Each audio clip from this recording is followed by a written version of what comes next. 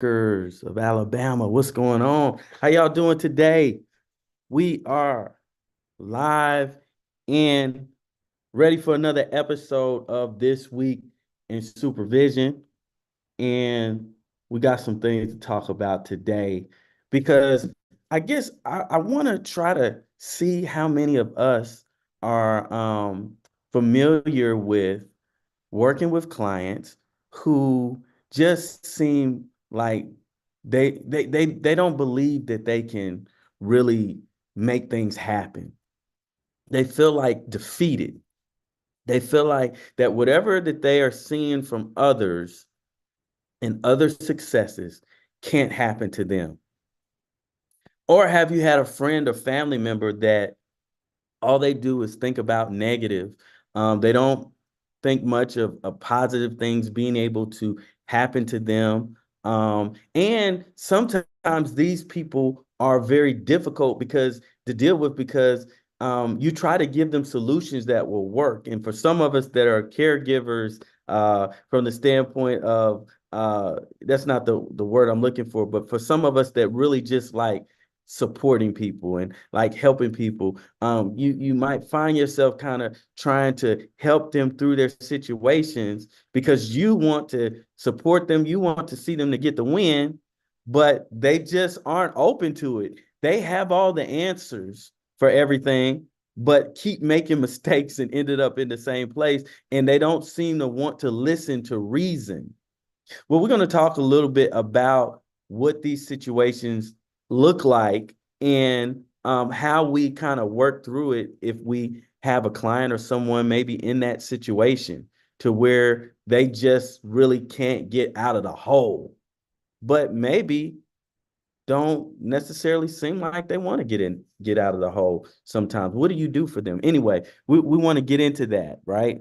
We want to talk a little bit about that in this session, or in this calling it a session, but in this particular episode, for lack of a better term, of This Week in Supervision. But let's go on and jump into some stuff really quickly. Hey y'all, we've got a free training coming up. We got a free training coming up that I want you to be a part of, and we're excited about it. It's coming up on the 16th, so that's next week on the 16th at 5:30, and we have Lilani. And this one actually, if you're not a part of Social Workers Alabama, you need to join. This is free to our members, but to everybody else, to general public, there is a fee for this. But we have Lilani Mason that is going to be presenting to us, and she's going to be talking to us about the subject of expanding tolerance and importance of self-regulation in the healing trauma. All right, so come out to that. We'll be excited for you all to join us, and we got a lot of people that have already signed up for that. And then also we want to let you know about the DSM training that we have coming up on April the 30th. Please, this is a required training if you are a social worker in Alabama, and you have a LICSW. My training is not required, but you do need to get a DSM training. We've got that for you. And we have a sweet deal on the online. So the online, you'll still get full credit and everything for the DSM. It just won't be, you won't be credited for the live.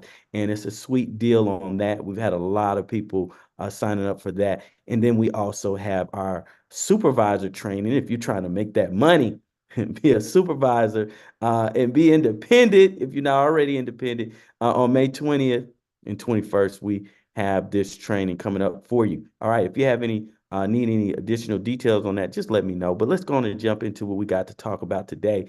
And uh, I like to start with different questions. And sometimes I'm not gonna lie, I move past the questions because I'm always ready to get into the content of, the main things that we're looking at, the main everything that I have planned. Y'all, I can't talk today. I'm sorry. I'm tired.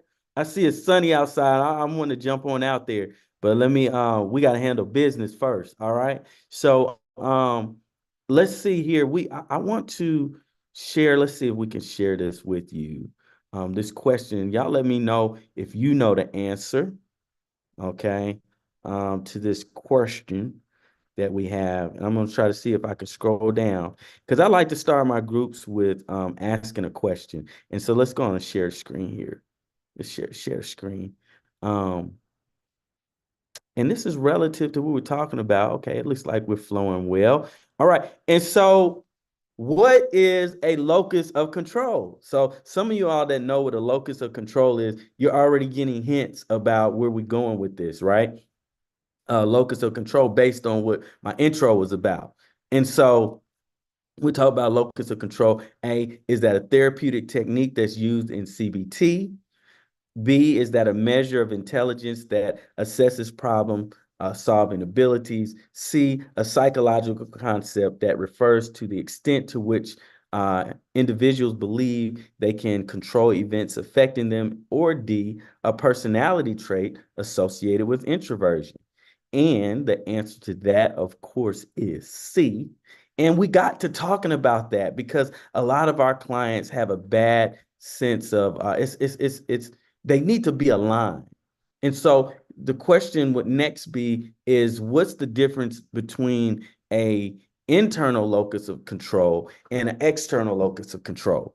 So when we're talking about an internal locus of control, that's a very important thing because this is the individual that really does, and I'm getting excited because I'm already thinking ahead of what I want to share with my groups and with y'all and everything for next week because I've been watching some stuff, I'm learning. Anyway, let me stay focused. When we talk about the internal locus of control, we're talking about, do you really feel, because I get these mixed up, do you really feel like that your environment doesn't control you, like that you can make a difference concerning the things that you want to, the outcomes that you want to have? Do you feel that you have a handle on influencing outcomes? Because there's many people that don't believe that they have any ability to change their outcomes. They think that they're at the will of others or the will of the environment, and they just don't happen to be those individuals that get blessed and get the hookups, to get the good marriages, to have the good jobs and the happy life. And so that's how they feel.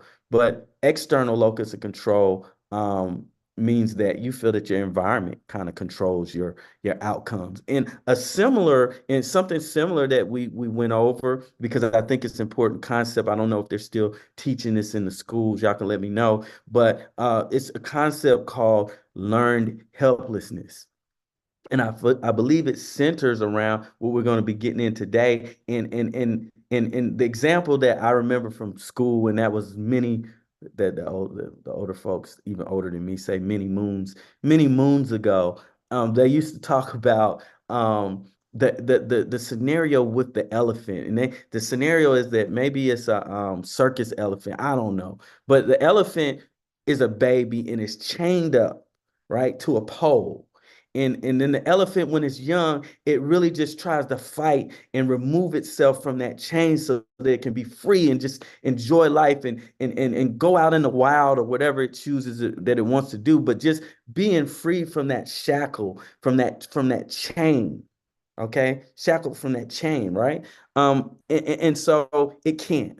And so the elephant grows up to be massive, you know, thousands of pounds, I guess. I don't know how much they weigh, but and it grows up to be, and because it has learned that if I resist against this pole, if I resist against this pole, some of the people that you're working with have learned if I resist against people who I am intimately connected with. You just generally starts with the caregivers. If I resist against them, I'm going to have negative outcomes. So we learn as children not to resist against certain people and certain things. And so that many times with my clients, and y'all see this, when we get with our clients, they're grown adults and they're not even pursuing what they can pursue independently because they're stuck in a mindset that I can or I can't do this, or the rules from which they were raised, and they're stuck in that. Anyway, I don't want to go off too much on that, but that's the idea of learned helplessness. So learn helplessness and locus of control. These concepts I feel that they're a lot alike, right? And so here we have a scenario that I want you to observe with someone who may be in a condition similar to what we're talking about. And I'm going to try not to cut in. No, I'm not. I'm probably going to cut into it. Okay. Because I want to be able to break this down. Because again, we're trying to prepare those of y'all who are looking for ideas. Like I'm already telling people before they come into my supervision, because that's what this is about. Before they come into my supervision, that you know what, mine is heavily focused on psychotherapy. Now we go over ethics. I don't bring a lot of that stuff here. We go over ethics and we go over even some research-based things, and yeah, we go over a lot of different things. Community organizing. We talk about little situations with that, but what I focus on heavily is psychotherapy. Okay, because we need to be trained and ready. All right. Anyway, and so that's what this is about, right? And so I want you to be thinking like how would you support your client? How would you support your supervisee with understanding what's going on in this dynamic? Now, this is not a psychotherapy dynamic, but the person is real. And so we want to focus more on the person and what they're experiencing in the scenario, and how would you treat this person? What do you observe? So I need to get to it because we don't have a lot of time, because I've already talked quite a bit as I normally do. But let's go on and get to it, y'all. And I hope that this is helpful for you. Um, and my man's name is Steven. Here's a scenario. I added a little bit to it because I had to make it real. Oh, I got to get to this. This is something y'all should know, right? So, like, this is what I brought out. I missed it in a couple sessions, right? But this is Steve. I wanted to bring this aspect of the ACE. So, my man's name is Steve, and Steve has been raised with his mother and father, but they divorced. Okay, his mother and father, they divorced. Okay, and his father went off, and he really didn't communicate with Steve. He when he was around before the divorce and everything with the mom, he was physically abusive. He was physically abusive to Steve's mom. He was physically abusive to Steve as well, right? And the mom, she had a bad case of depression, but that was even when Steve's dad was there. But Steve's dad, like I said, he was abusive and he was an alcoholic. This is some real stuff. A lot of this actually was real for this guy. But you see the things here. You have a drug addicted or alcohol addicted parent, and they're likely attracted and messed up or linked up with a codependent parent as well that is maybe depressed, and we don't have all the details on that, but that's kind of how these scenarios generally work out, right? And then what happens to the kids? And now here it is, Steve, he's an adult, he's no longer a child, and we're gonna see what it's like for Steve, right? And processing what's going on in his head and why he can't seem to move forward. How would you work with Steve? Uh-oh. I'm But here's what my observation. Are you gonna open to stop me it now. I'm sharing my letting y'all know. observation with you? That in your story you talked about the 20 years of addiction. You talked about the shame growing up. You talked about being bullied. And nowhere in that speaking did you celebrate your 10 years of sobriety. You didn't acknowledge yourself. You didn't affirm yourself for the 10 years of sobriety. What is that So already a picture is being painted where Steve is talking about how he was bullied. He talked about how, all these different troubles that happened to him in childhood. I don't have my notes from earlier when I was going through, but there was a lot of negative, and it doesn't seem like Steve has a lot of positive, because he actually has been sober, I think, like 10 years, was on drugs, or I mean on alcohol, whatever, for about 20 years. Like, but he's not talking about the positive. So that's telling us something about our subject right there. Right. And I want you to watch how she engages him, okay, relative to that. Uh-oh. Uh-oh. Stop. I don't know what's about to pop up. Let's see, share. Okay. Let's go back here. Hopefully this. Oh, I'm sorry, y'all. I messed it up. Um, I just hit the wrong button. Okay, here we go. Let's see. All right, we gotta get back to this. I'm already losing time for what I need to be breaking this down and talking here. All right, so we're gonna share the screen again. Here we go. And let's get on back to Steve in this I situation. don't know. There's a lot of things that I just don't recognize within myself. I noticed that about me. It's like 10 years. It took me 8 years just to get 90 days of sobriety.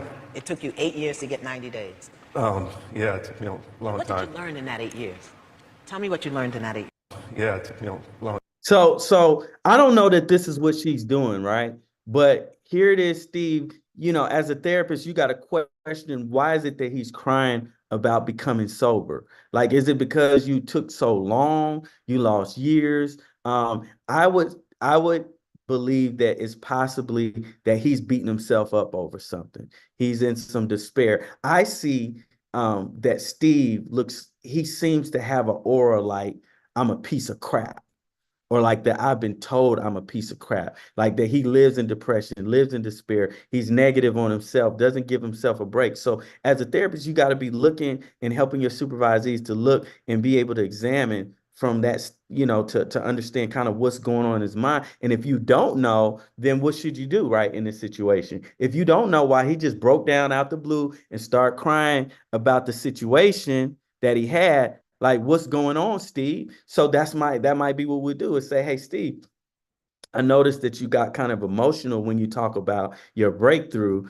with the sobriety. Tell me more about that. What emotion are you feeling? So you can identify what it is that's going on with Steve. But what I think her technique is I don't know this is what she's doing, but I can imagine, like, she starts asking him, because he's real hard on himself, he's real negative. She starts asking him about positive about the situation. And maybe that's a test to see if he's just settled in negative. That's something that I do, just to see, like, do you think positive about anything? Is there anything good that you can do? Is there anything good you could do? Which is starting to make me suspect that because of the abuse and things like that, that you didn't see yourself as being good. You don't see yourself as being good. Nothing that you do is ever good enough. And maybe that's why you use. We won't be able to get deep into this, but that's what we need to be thinking of. So It took you 8 years to get 90 days. Yeah, it took me a long What time. did you learn in that 8 years? Tell me what you learned in that 8 years. Oh, trying? Yeah. That every time I went back out, things were just as bad. Where I left off at, I picked up right at. I just kept getting in more trouble. It wasn't major trouble, but negative. I just kept going in a circle, trying to get out of something and falling in deeper. Let me ask you a question. How badly do you want to heal? Oh, I want to heal very badly. How badly? Tell me how bad. Don't. Now she's asking him this question because I would imagine that she perceives that some people, it's almost like the story. I use the example of story in the Bible. The dude was like laying in front of the pool of Bethesda or something, I believe. And the idea was, if he jumped into the pool, was able to get into the pool, he was crippled, that he would be healed, right?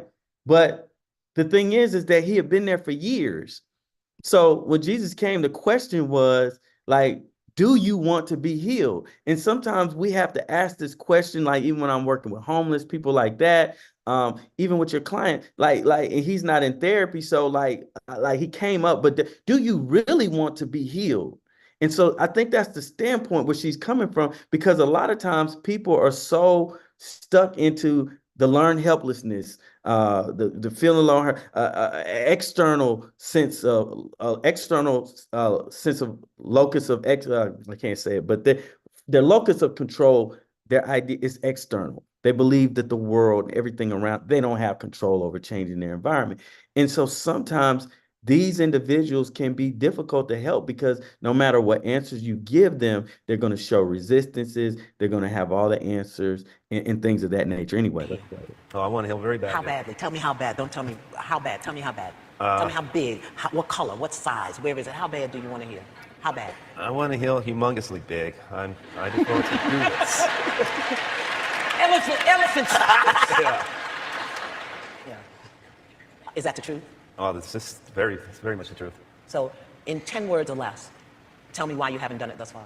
If you want it so badly, tell me why you haven't done it thus far. I wish I knew the answer. You know the answer. You have to know the answer. It's your experience. I've read all the books. I'm just in fear of. Listen to me. Tell me why you don't have it if you want it so bad. I don't make enough effort. Okay. All right. That's part of it. Anything else comes to your mind? Not really. I don't see it. I don't get it. I want to offer you two things because I love you. This is I hardcore, y'all. absolutely love you. And I'm not my brother's keeper. I am my brother. So when you suffer, I suffer.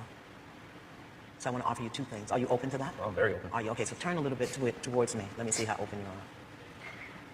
You are addicted to your story. That's the new drug. The story. Addicted. Think about the essence of this, y'all. If you're addicted to your story, I'm sorry, I have to stop it because this is alerted. If you are addicted to your story, do you really want to change? Do you feel what I'm saying? If you're addicted to your story gives you an excuse for why you don't perform. It gives you excuse for your failures. It gives you excuse for why you don't want to look for solutions. If you're addicted to your story, like it works as a drug. That's why she's doing this. It works as a drug, people, because what happens is like if you have, it's a fear of not having that cover. If you were to have that cover removed, then what would you be left with? You feel what I'm saying? You use the cover so that you could be distracted and you don't have to think about all the negative things that you think about yourself. It's the same thing I've talked about right on here, right? So the person that's drug addicted, if you remove those drugs from them, then what happens? If they're just left in silence, then all those thoughts that they were using the drugs to treat, they start populating and they start tormenting them and they start persecuting them. And so they have to have something for a relief. This is what's happening with Steve, y'all. I'm gonna try to let it play.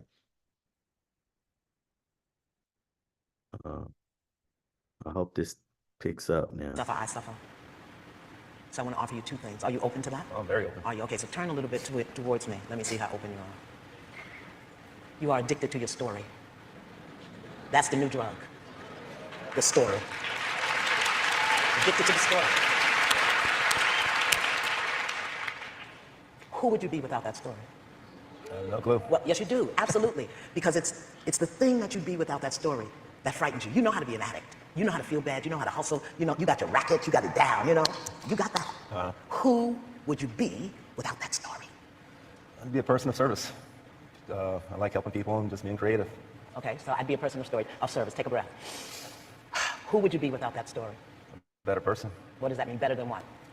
Better than I don't see it. I know you're trying. You're reaching something. You don't know what I'm doing. Don't That's read my mind. resistance. I don't know where we're going. You don't know. That's what you don't. Resistance. You don't. Yeah. You don't really want to answer the question. It really is okay. Again, where we're going. here's somebody that's stuck in despair who has nothing but negative to talk to speak about themselves. But when I ask you, who are you going to be without this story? Because you don't like that I'm messing with your story because you know that it's true. You feel what I'm saying? So if she's not a psychotherapist, so don't do anything that she does. But we just want to kind of focus on him. But in psychotherapy, you want to kind of give them a case. Sometimes you do come hard and everything. But let me. I'm running out of time. I'm sorry. You're reaching something. You don't know what I'm doing. Don't read my mind. Yeah, I don't know where we're going. You don't know. That's what you don't. Yeah. You don't. Yeah. And it's okay. It really is okay. Right. Who would you be without that story? I would be Steve. Yeah. Authentically Steve. Yes. So let me take it from the top down. I can't bring you from the bottom up because you know the bottom. You're a bottom feeder. You feed on that story. Mm-hmm. It keeps you distracted from your greatness because your greatness is what scares you. Not being an addict. That don't scare you. Man. All right. That's it. That's it. So to sum it up, y'all, is this. A lot of times, the reason why you'll see small resistances, it takes a skilled therapist to be able to see that there was some resistances going on. He didn't even want to answer the question. He, and a lot of times when someone is called out clearly about what, because most people don't know what's going on and they just enable you. You know what I'm saying? But he was called out and he didn't take that too well. But we have to be careful, even as therapists, to be sensitive if this is your client, because your client really may need help, but they fear what happens when the veil is lifted. You feel what I'm saying? The veil being lifted, meaning that I'm having to really expose myself to what I think about myself. This again is what they're running from. And so this is why you see the resistances. This is why he won't give a clear answer. This is why many times if you deal with someone like this who's stuck in their story, they refuse to remove from out of the story. I know somebody right now. The story about childhood and what my mom did to me and this and that. You know what I'm saying? And a lot of us have gone through trauma. It's the people who stay in that trauma that don't move past it, that can't have functional relationships, that don't build confidence in themselves, that don't have inner peace. And so this is what we're aiming to treat. The people who stay there stuck are often entitled, acting, stubborn, refuse to do any work, and sometimes seem lazy because they're halfway depressed. And so I'm just going to leave it at that. But the concepts external, internal, locus of control, learn helplessness, and how this actually works with clients. Again, we want to pull what we learn from school and put that into practical uses. And that's a lot what goes on in supervision. So I hope this is helpful. We'll see y'all next week.